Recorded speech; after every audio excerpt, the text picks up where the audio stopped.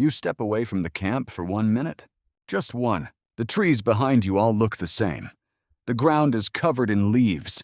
The sun has slipped behind a cloud, and the path you thought you were following has vanished. No phone, no compass, no map, and somewhere behind you your group is getting farther away. For a modern human, this is panic. You reach for a screen, wait for a blue dot, and trust a machine to tell you where you are. But for most of human history, there was no blue dot. There was no street name. There was no arrow calmly saying, "Turn left in 200 feet." So how did ancient humans navigate without maps? The answer is not that they had one magic trick. They did not simply look at the sun and instantly know everything. They were not born with a perfect compass in their heads. What they had was stranger, deeper, and far more human. They carried the map inside their bodies, not as a picture, as memory, as story, as smell, as slope, as wind, as the shape of one tree, the sound of one river, the place where the ground changes under your feet. Your ancestors did not navigate a landscape. They lived inside one. That difference matters. A map lets you look down from above. It turns the world into lines and symbols. North is at the top. Roads become thin marks. Rivers become blue curves. Mountains become names. But ancient humans did not move through the world from above. They moved through it from the ground. Every direction was tied to the body. The sun warmed one side of your face in the morning. A valley funneled cold air at night. A river bent around a hill. A certain patch of berries ripened after the rains. A broken rock meant you were close to the place where flint could be found. To us, these are details. To them, these were coordinates. Modern researchers sometimes call this a cognitive map. That means an internal model of space built by the brain. Not a paper map, not a satellite image. A living memory of where things are, how they connect, and what should happen next when you move through them. Neuroscientists often connect this ability to the hippocampus, a structure deep in the brain that helps with memory and navigation.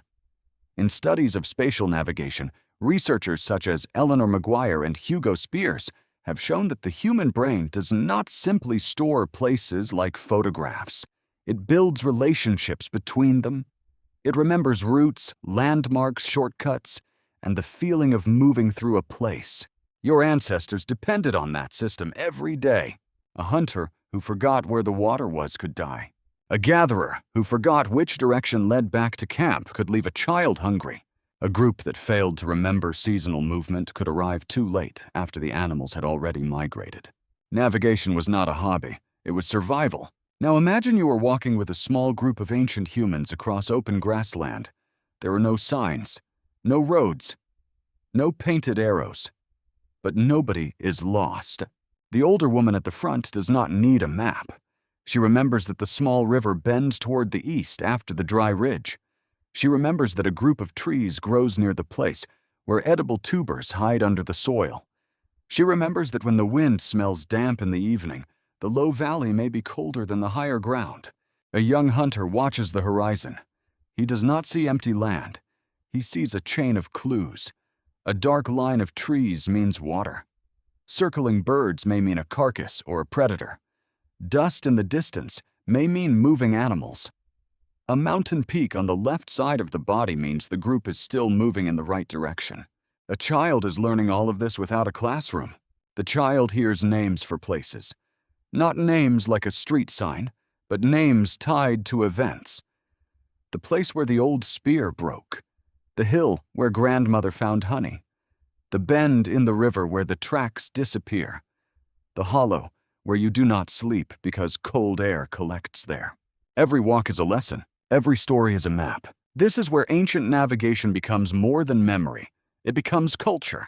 In many traditional societies, knowledge of routes is preserved through stories, songs, and repeated journeys. Australian Aboriginal songlines are one famous example.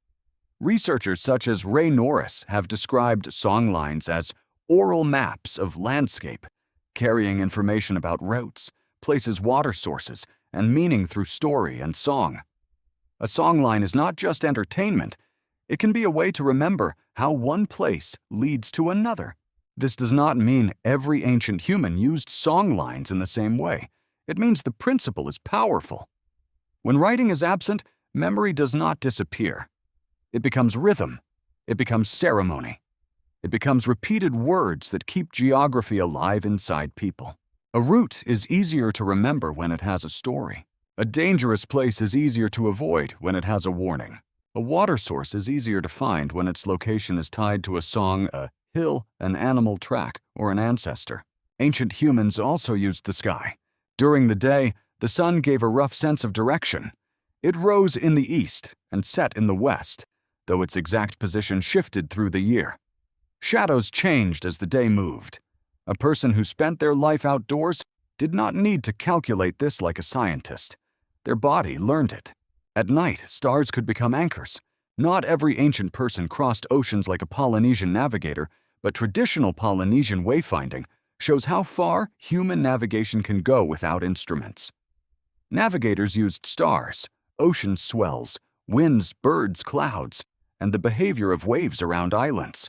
The Polynesian Voyaging Society's Hokulea helped demonstrate that long-distance travel across the Pacific could be done through non-instrument navigation, using knowledge passed from teacher to student. That is the important lesson.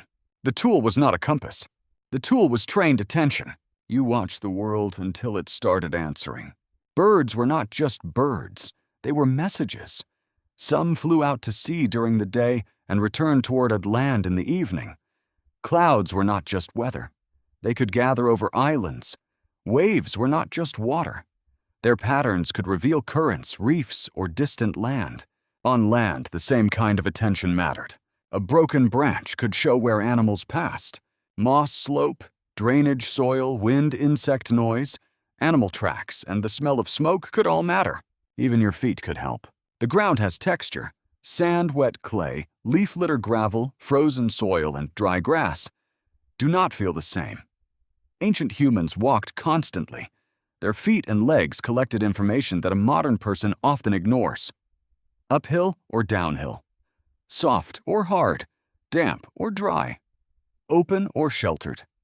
These were not background details. They were part of the route. But here is the twist.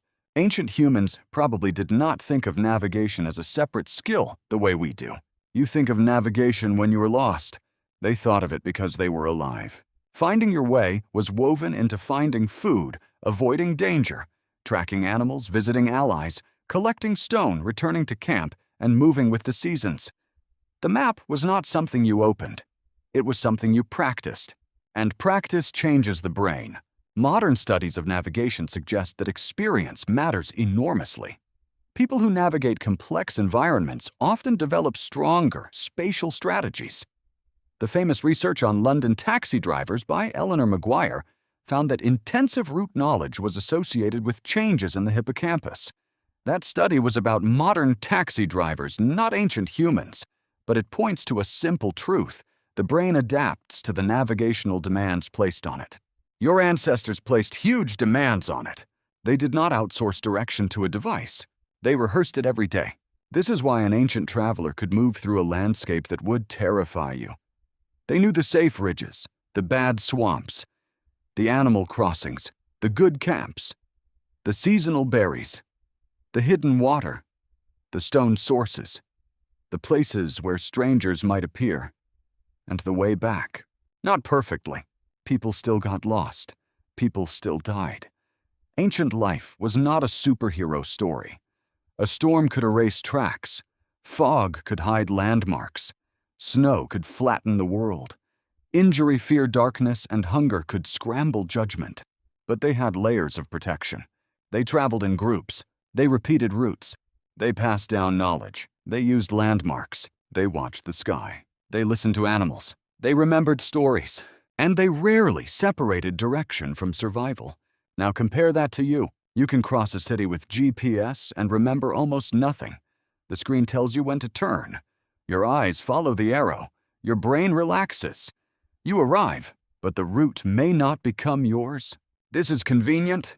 It is also strange. For the first time in human history, huge numbers of people can move through the world without building a deep memory of it. You can visit a place many times and still not know where you are without your phone. You can live in a neighborhood and not know which direction the sun rises from your window. You can feel lost in a place that should be familiar. That does not mean modern humans are stupid. It means the environment changed faster than the brain. Your ancient brain was built for landmarks, motion, memory, social knowledge, and repeated experience. Modern life gives it blue dots, turn-by-turn commands, and maps that think for you. So when your GPS fails, the panic feels ridiculous. But it is not ridiculous. It is an ancient alarm waking up. Your body is asking the old question, where am I? Where is safety? How do I get back? For your ancestors, that question was answered by 1,000 clues. The sun on the skin, the bend of a river, the smell of smoke, the shape of a hill, the story of a trail, the memory of feet that had walked the same ground before. They did not navigate without maps because they lacked intelligence. They navigated without maps because the world itself was the map. And for most of human history, your brain was trained to read it.